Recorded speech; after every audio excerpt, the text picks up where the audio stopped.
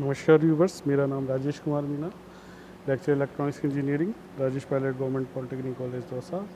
Viewers, आज हम BTR board of technical education Rajasthan के इलेक्ट्रॉनिक्स थर्ड ईयर EL 305 के पावर एंड इंडस्ट्रियल इलेक्ट्रॉनिक्स के कुछ मल्टीपल चॉइस क्वेश्चंस जो हमने पहले भी डिस्कस किए थे हमारे एक अदर वीडियो में। तो आज हम कुछ और क्वेश्चंस जो कि बिल्कुल फंडामेंटल क्वेश्चंस हैं और मल्टीपल चॉइस क्वेश्चंस हैं जो एग्ज़ाम पॉइंट ऑफ व्यू से बहुत इंपॉर्टेंट क्वेश्चंस हैं। आज हम उनको फिर से कुछ और डिस्कशन करेंगे, कुछ और क्वेश्चंस हम लेके आए हैं।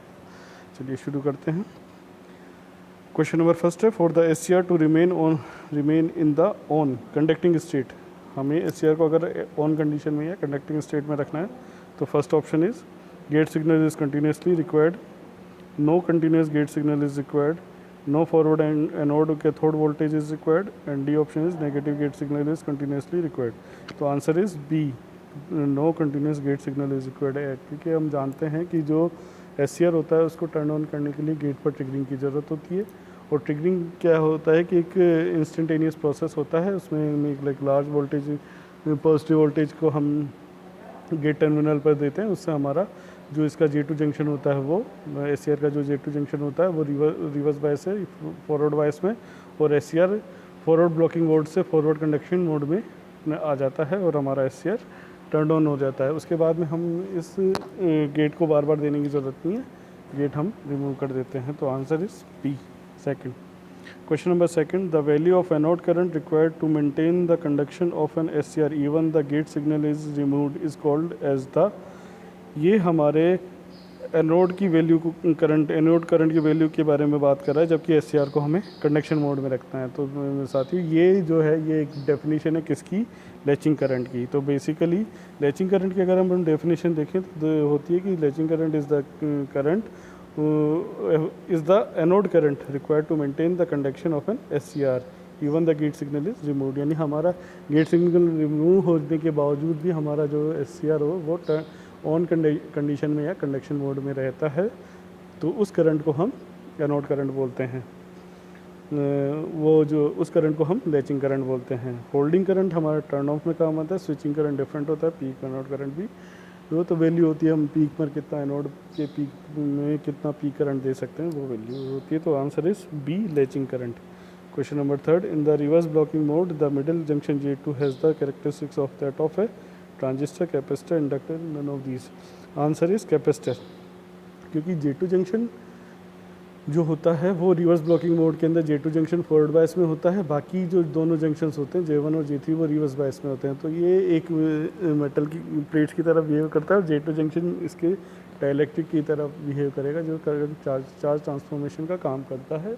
तो इस तरह से जो हमारा J2 जो ट्रांजिस्टर SCR होता है वो रिवर्स ब्लॉकिंग मोड के अंदर एक कैपेसिटर की तरह वर्क करता है, जिसका जो चार्जिंग करंट होता है वो होता है IC = CJ dVA/dt। VA है यहाँ वोल्टेज, एनोड वोल्टेज।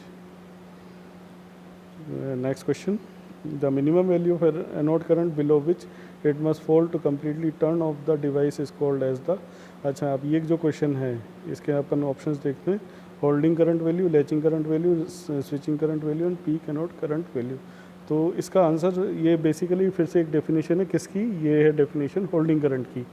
ये इसका मतलब है कि ये एनोड करंट की वो मिनिमम वैल्यू जिसके नीचे हम जैसे ही चले जाएं या जिसके नीचे एनोड करंट की वैल्यू चले जाए तो हमारा जो SCR है वो टर्न ऑफ हो जाता है।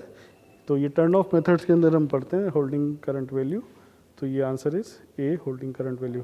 Question number fifth, the latching current is dash than the holding current, यानी लैचिंग करंट की वैल्यू हमारी लोअर होती है, option A, option B higher होती है, ऑप्शन C सेम होती है, ऑप्शन D नेगेटिव होती है।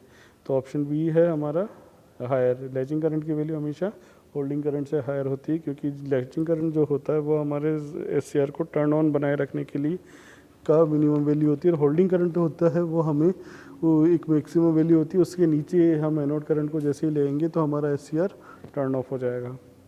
तो option P is right. Question number 6, the two transistor model of an SCR can be obtain by bisecting the SCR vertically. No, अगर vertically हम bisect करेंगे तो 4 लेयर्स हैं, जो 4 के बाद वर्टिकली बाइसेक्ट करेंगे तो 4 लेयर्स के 2 अलग SCRs बन जाएंगे।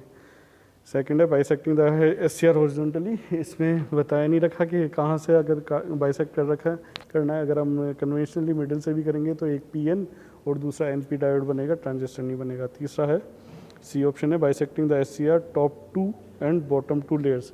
नीचे की 2 लेयर काट दो, ऊपर की 2 लेयर काट दो, नहीं ऐसा नहीं है। वो ऊपर की 2 लेयर काटने से तो एक PN हाफ ऑफ PN और फुल PN बनेंगे, या फिर नीचे की 2 ऊपर की 2 काट नीचे की 2 काट देंगे तो ऊपर की फुल PN और हाफ ऑफ NP, ऐसे नहीं बनेगा।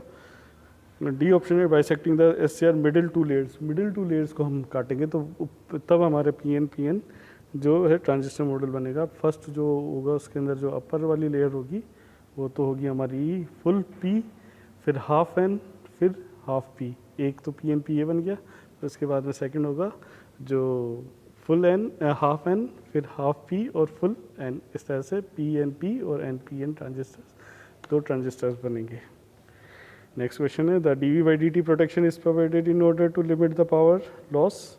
No. Avoid the junction temperature. No. Avoid accidental turn on of the device. बिल्कुल। अगर और डी ऑप्शन भी देख लें, avoid sudden large voltage across the load voltage ना। उससे पहले तो क्या है कि अगर हमारा टर्न ऑफ है हमारी डिवाइस और उस पर उसकी विसिनिटी में कहीं भी एक नॉइस आ जाती है, हाई नॉइज़, और वो हाई नॉइज़ का वैल्यू इतना होता है कि वो गेट पर आ जाए और गेट हमारा ट्रिगर हो जाए, तो हमारा एक्सीडेंटली जो डिवाइस है वो टर्न ऑन हो जाएगा। और अगर उसकी टर्न ऑन होने से अगर कोई ड्राइव है वो टर्न ऑन हो जाती है तो हमारा एक तो डिवाइस भी डैमेज होने का डर है, दूसरा वो ड्राइव भी डैमेज होने का डर है। तो एक्सीडेंटली ये हमारा जो डिवाइस है वो टर्न ऑन ना हो, इसलिए हम dV/dt प्रोटेक्शन लगा के रखते हैं और उसके लिए हम स्नबर सर्किट्स को यूज़ करते हैं। आई होप आपको ये क्वेश्चन सीरीज़ समझ में आई होगी। हमने जो क्वेश्चंस लिए हैं बहुत ही बेसिक क्वेश्चंस थे। कुछ और क्वेश्चंस के साथ हम नेक्स्ट वीडियो में मिलेंगे। धन्यवाद।